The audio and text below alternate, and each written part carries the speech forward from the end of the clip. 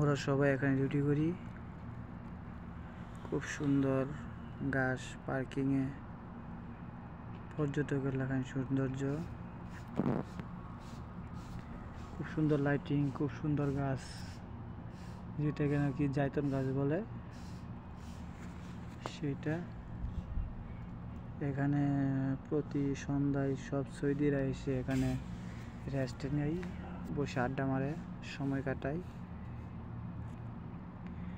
এইগুলো শিকগার মাঝখানে খুব সুন্দর করে পার্ক বানাইছে,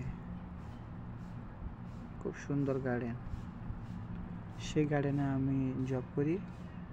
আমার সাথে আমার ফ্রেন্ড আছে 10 জন। আমরা 10 জন মিলে এই গার্ডেন দেখাশোনা করি।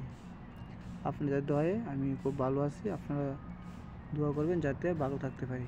আসসালামু আলাইকুম।